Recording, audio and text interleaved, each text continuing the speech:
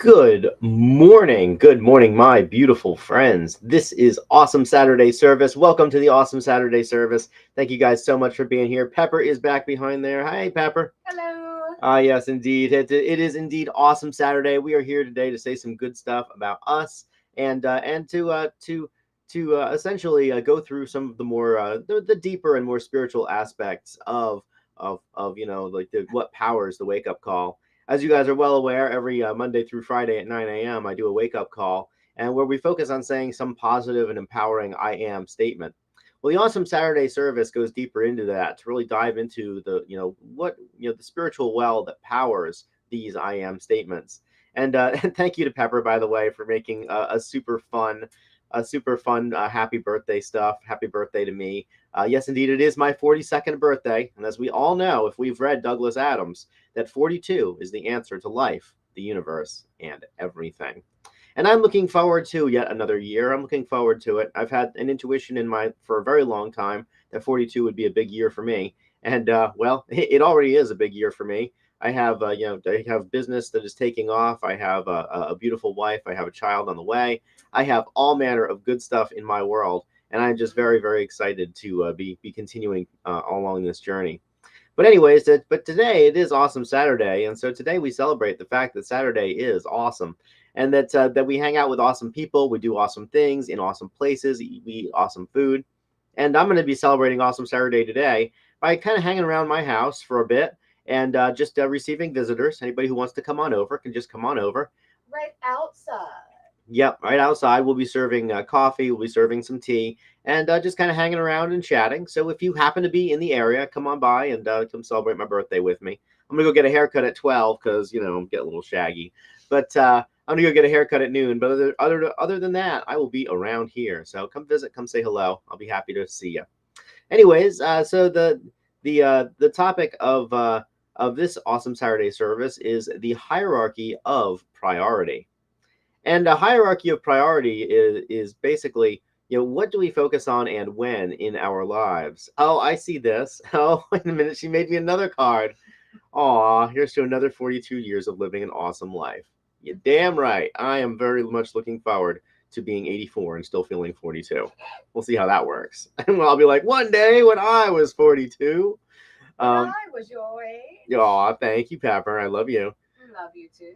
All right. So, anyways, so today we're talking about hierarchy of priority, and basically, what is it? What do we focus on, and in what order do we focus on them? Oh, and here we are.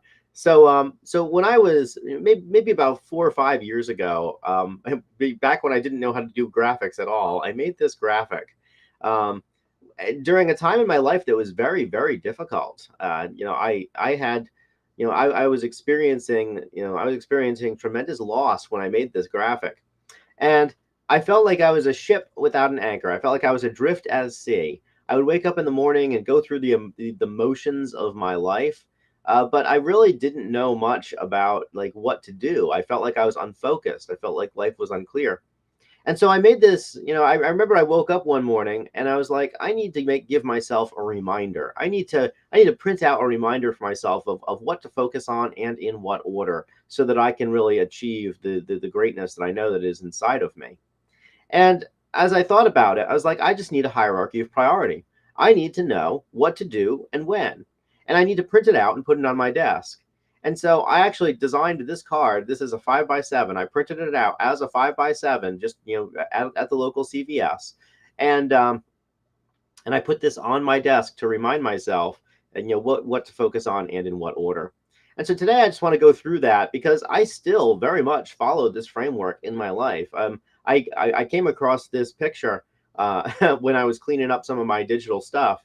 I came across this picture and I was like, I remember that. And as I got to thinking about it, I realized that it was one of the first things that I ever printed out and put into a physical format and gave myself a reminder, printed out a reminder of it. This was like a very early prototype of an I am card, I guess. And I wanted to like go through the elements and then why they are important in my world and how they manifest. And so as I wake up in the morning, the very first thing that I have to do is I have to get right spiritually.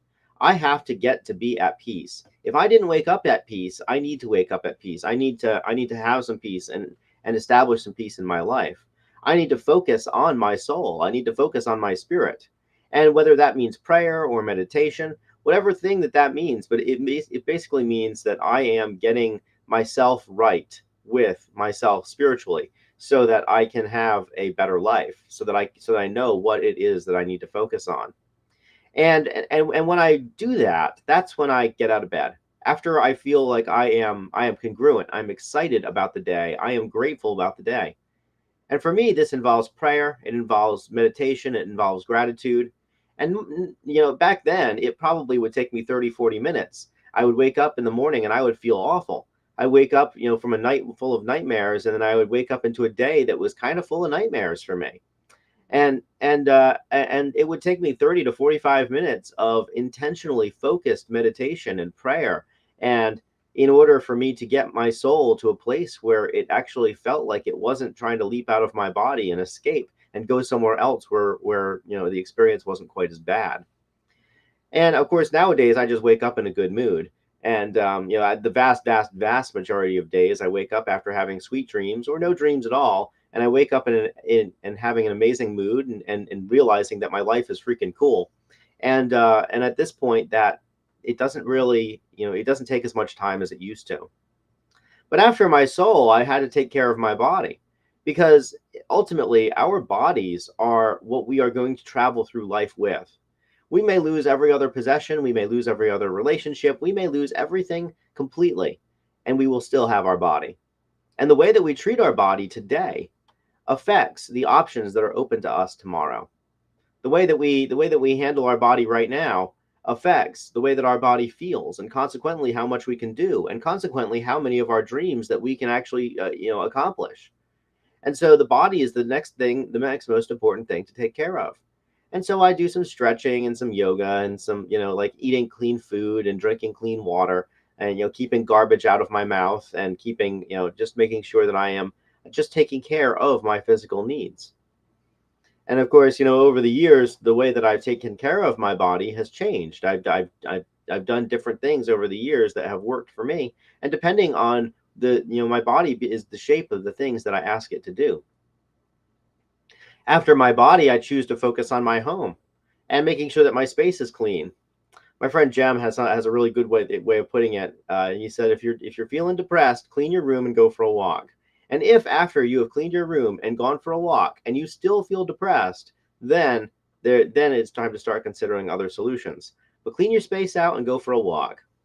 And I remember that when I was in the depths of depression, when I made this thing up, my house was a sty. I didn't hardly have anything in my house because my house had been completely gutted, and so I recommitted to myself to just make something a little bit better every single time I walked past it. An engineer of my acquaintance used to say, "Never a wasted trip," and what he meant was that every time that you were walking somewhere, take something that doesn't belong where it is and bring it closer to the place where it belongs, and perhaps even put it away if you're feeling motivated. But in the end, put it closer to where it belongs. And then ultimately, everything in your world, everywhere you go, is closer to the place where it belongs. And that was, that's a philosophy that I've adopted for my house. That when something isn't how I want it to be, I simply make a small change to get it closer to how I want it to be. And yesterday I was looking at the dishes, and I was like, you know what? There's not quite enough dishes to fill up the sink with hot water and do the dishes. But what I can do is I can just make sure that these dishes are full of water, and that they're soaking, and that they are organized, that they're not just all tossed in the sink haphazardly. And so that's what I did. I didn't need to do the dishes yesterday, but I did 20% of the dishes. I did 20% of that job, and it makes me feel more congruent every time I pass by. And Jem is pretty smart about that whole clean your room thing and go for a walk. Because as we do clean out our space, and as we intentionally touch the things that are in our space, we have to ask ourselves, do we still need this thing? Is this thing still important to us? Is it in the right place? Would it be better in a different place? Would it go better with other things? And this intentional thinking about the stuff that's in my world helps me to live a more peaceful life in my home, so that when I look around my home, and that when I live in my home, that that my home itself is conducive to supporting my dreams. After the home has been taken care of, I always turn my attention to work, which I represent in this case by a coin. Work is something that we do for money. It's also something that we don't do for money. Work is something that we're doing every day, all the time. Now, when I made this graphic, I was, my brain focused on work as being the thing that I did for money so that I could achieve my dreams, and so that I could buy the things that I wanted, so I could buy the toys or the things that were important to me, so that I could have that stability that money can bring. Of course, over the years, I've recognized that money is not necessarily a stable thing. That money is very much subject to the vagaries of the politicians that control the supply of it, and that it has more or less meaning depending on the future spending that the people who control it will perpetuate on the people who use it as a medium to store value. And so I've come to a more holistic view of money as being a means of exchange, a numeric representation of the things that you've done in the past that you haven't cashed in on yet. And so I'm not quite so neurotic about the amount that I have or the amount that comes in, but I definitely I view it more as being an exchange of value, an exchange of myself for somebody else's self. And how much more valuable is myself, and how much more valuable is somebody else's self than the moment at which the exchange occurs. And so work is something that we do all the time. Work isn't just something that we do and then we get a paycheck for, or our client writes us a check for. Work is something that we are always doing. We're always at work. We're always working at something. Sometimes we get paid for this something. Sometimes the something that we're doing, it gives us some monetary reward. Sometimes people trade us dollars for our time, our effort, our energy, our labor, our knowledge, our skills. Sometimes that happens. And when that happens, we have to avoid the trap of categorizing that stuff differently than the work that we do because the work itself is enjoyable, because the work itself is worth doing. In the end, our lives are made up of moments, and each and every one of those moments is something in which we can either live our values and express our values, or that we can compromise on our values. And I can't think of any place where people compromise more, including myself, than where we are doing something in particular. We're doing something with money, with the desire for more money being the foremost motivating factor. And so as I do stuff for money, it's very important to me to make it not the motivating factor, to recognize that sometimes the work that I do brings money in, and that work needs to be categorized the same as money that doesn't bring money in, or work that doesn't bring money in. That the work, one way or the other, is something that I'm choosing to trade a portion of my life for. And so therefore I owe it to myself to have as much joy as possible while I do it. And also I owe it to the people who are trading me the money for this good or service that I provide. I owe it to them to put love into the work. As is written in the prophet, a bread that is baked with bitterness feeds but half a man's hunger.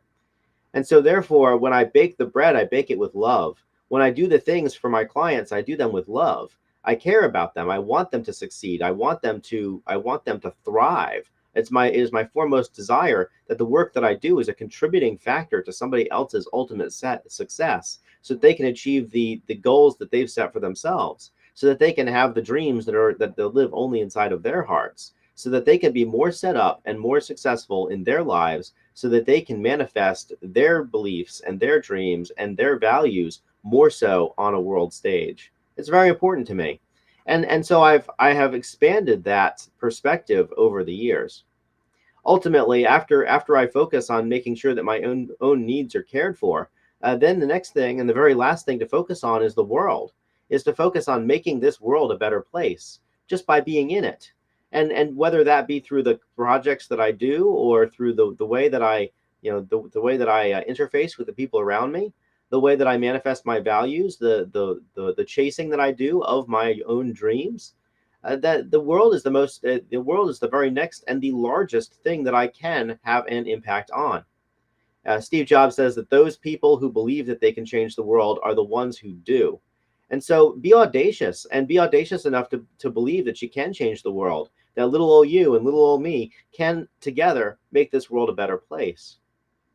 When I made this hierarchy of priorities, I originally thought that it was something where I would just focus on it every day. I would just start with soul and then go to my, start with my spiritual life, go to my physical world, tidy up my home, go to work, do work for money, and then eventually use that solid foundation that I had created in order to make the world a better place. But as I have gone through life, and the reason that I chose this as a topic for today, but as I have gone through life, I realized that this is a loop. This continues on and on and on and on, and it is an iterative process. I stand on the shoulders of the person that I was yesterday every single day, and so do you. We all stand on the shoulders of the person that we grew into yesterday.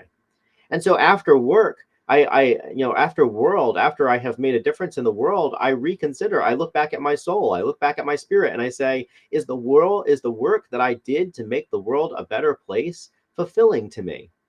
Is it fulfilling? Have I enjoyed the process? Have I, excuse me, have I done the things that were congruent with my values? And I search my own soul and I say, is this world a better place because I'm in it? And am I happy for being in it? And I take the feedback that I got from that, and then I once again I focus on my body and I say, okay, well, now that I know more about who I am and who the world is around me, and now that I know more, and now that I'm more equipped and I am wiser, now that I am more experienced, now that I know more about how I best live my own life, now what am I asking my body to do? Now what am I asking, what am I requiring of my body so that I can continue to live in accordance with my own highest values?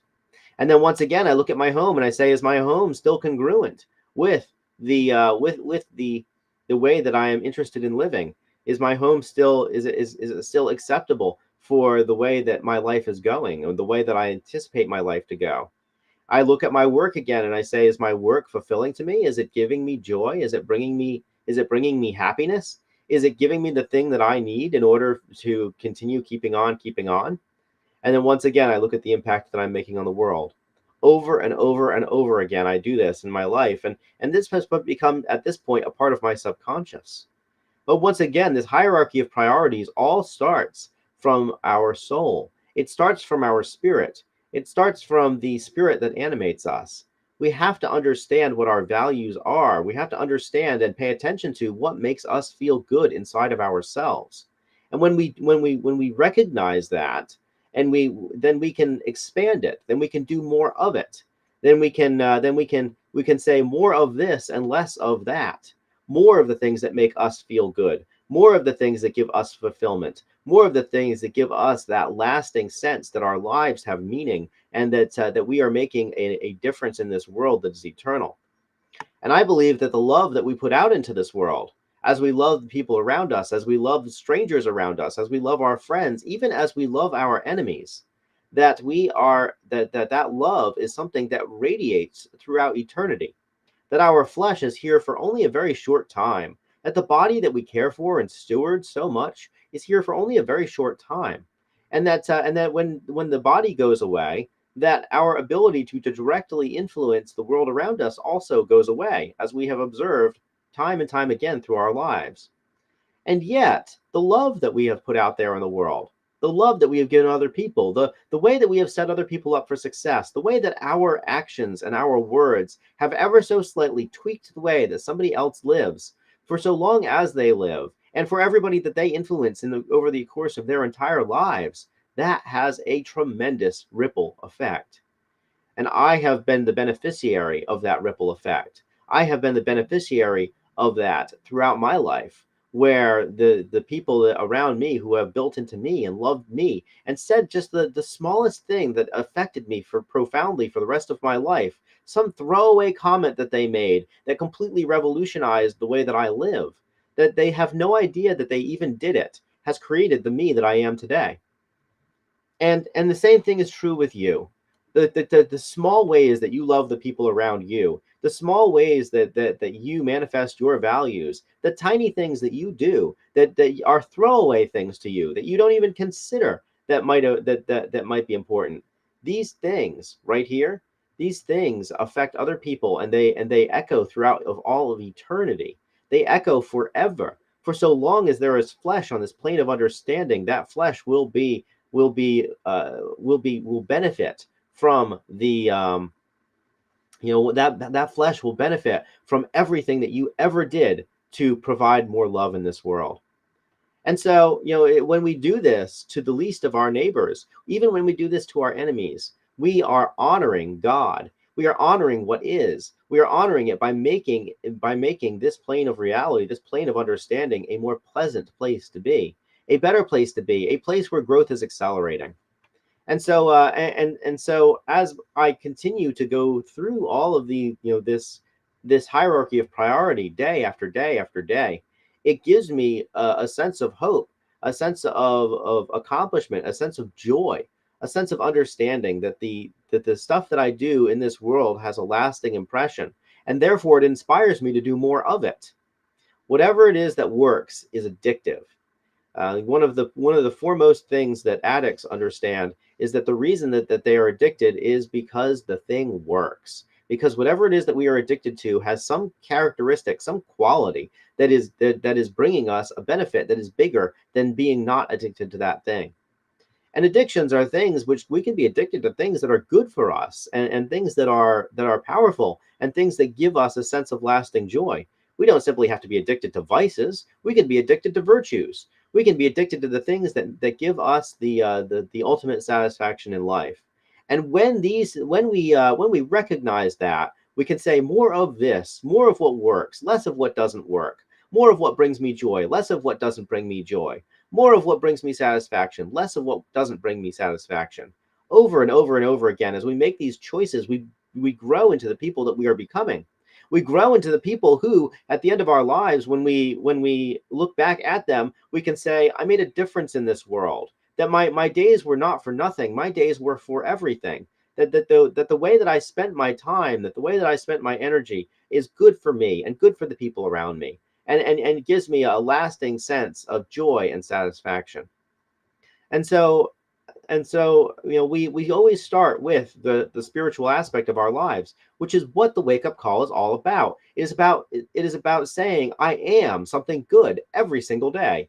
It is about saying I am going to do the things that are most important to me. I am going to focus on the things that bring me joy. I am going to focus on the things that expand love in this world.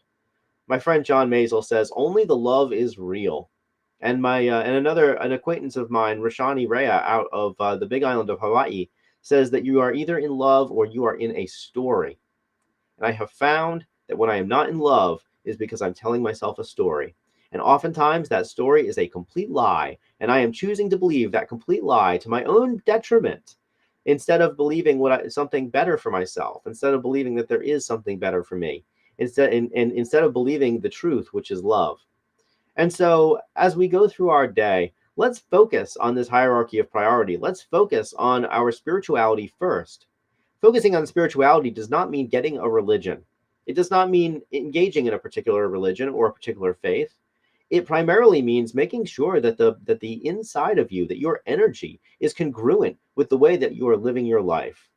Making sure that the spirit which animates is a spirit that is animating something that you really feel needs to be animated, that you feel would be better, that the world would be a better place because of it.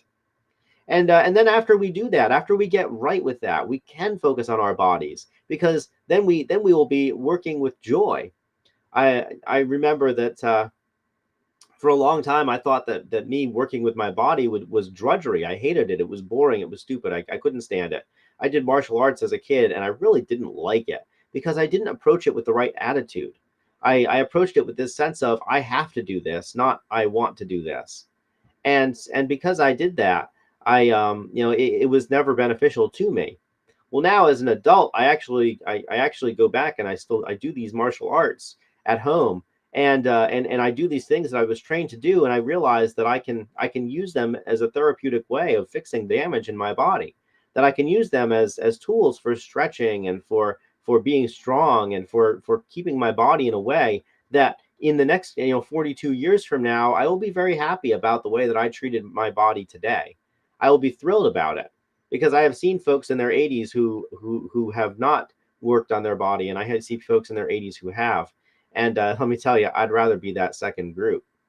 And so, and after that, recognizing that the home that I have right now is the nicest home that I've ever owned, and it is the nicest home that I have ever had, and it is a place that is more set up than any home that I've ever been in has ever been set up specifically for the way that I live life. And then the homes that I'm looking forward to as my family expands and as I require more space, these homes will be built with the understanding of how I live, and built with some intentionality, such so that they are not a burden to me, that they are not something I hate owning, but rather they are something that brings me and my family joy. Of course, the work that I do has gotten better and better and better over time. I find that I love the work that I do, and I love the work that I do way more often, even when it's tedious, even when it's something that's frustrating, even when I can't get things to work that I really, really, really want to get to work. I find that I approach it with a sense of joy more often than approach it with a sense of I have to do this. I approach it with a sense of I get to do this. And finally, the world around me, it reflects such beautiful things in the form of the people who are around, the people the people that I know, that my friends, the folks that I am acquainted with, just the interesting people that I run into every single day. My world is fundamentally different than it used to be, and in all the best possible ways. And I'm so grateful for that. And so, here I am doing, I got 42 years under my belt, and I am about to have another 42 years again. I will blink, and those 42 years will pass. Damn right. And they're doing that for you too. I mean, life at this point, it seems like it just went by in a blink of an eye. I can still remember being a kid. I can still remember being a child. I can still remember being a young adult. I can still remember, all the issues that I dealt with, and all the ways in which I've grown. The days take forever. The years fly by so fast. And I know that I'm going to blink and my kiddo is going to be out of the womb. I'm going to blink again and she's going to be, she's going to be in school. I'm going to blink again and she's going to be, leaving the house. I'm going to blink again and she's going to be an adult in her own right. And I know this. And so therefore, because I know this, at least up in my head, I'm going to live every single day to its fullest. I'm going to enjoy every day to its fullest, including this awesome Saturday where I'm going to hang out with awesome people. I'm going to do awesome things. I'm going to have an awesome life. I'm going to eat awesome food in awesome places. And ultimately, I'm going to make the absolute most of this incredible, incredible day that I've been gifted. Yes, Pepper. And he will be at L3 tonight on Awesome Saturday. Assemble the women and let Marshall know. Oh, don't let Marshall know. Let Marshall know. We love you, Marshall. You're phenomenal. I liked the assemble the women part. Assemble everyone. Let's shower this man with love as he has showered all of us with so much love and continues to do so for the people around him every day through just everything that he does with Sales Hub, with the Wake Up Call, with the Awesome Saturday service. He loves all of us, and I think that we should love him even more. Oh, well, thank you so much, Pepper. I do love all of you guys, and the projects that she mentions are projects that come from my heart. These projects don't come because I think that I have some self-interest. These projects come because I have interest in making the lives of the people around me better. And if my life gets to be better in the process, and let me tell you, our lives always get to be better when we make the lives of the people around us better, if only because we are surrounded by people with better lives. But the fact is that that my motivations for things nowadays are not selfish so much as they are selfless, and that takes some time. It definitely takes some time to get to that place.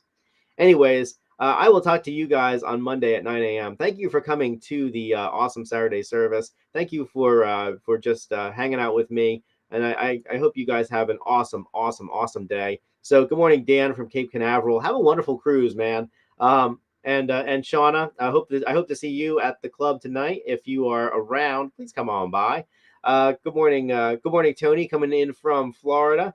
And let's see who else has popped in. I think that was about it. Um, but anyways, I want to say thank you guys for being here. I love you. I appreciate you. I care about you. I think you guys are awesome. And so let's have an awesome Saturday. Let's recognize our inherent value and worth. The fact that you are still animated on this plane of existence means that there is still a plan for you. That your dreams still are important, and that the things which live inside of your heart deserve to be manifest in this world. So let's get on it today. Let's continue to just live these awesome lives that we do lead, and let's love the people around us, and ultimately help them recognize their inherent value and worth as well. I will talk to you guys tomorrow, or not tomorrow. I'm taking tomorrow off. I'll talk to you guys on Monday at 9 a.m. Until then, I love you. I care about you. I think that you are amazing and awesome, and I am so excited to continue seeing what life brings for all of us together. Talk to you soon. Aloha from paradise.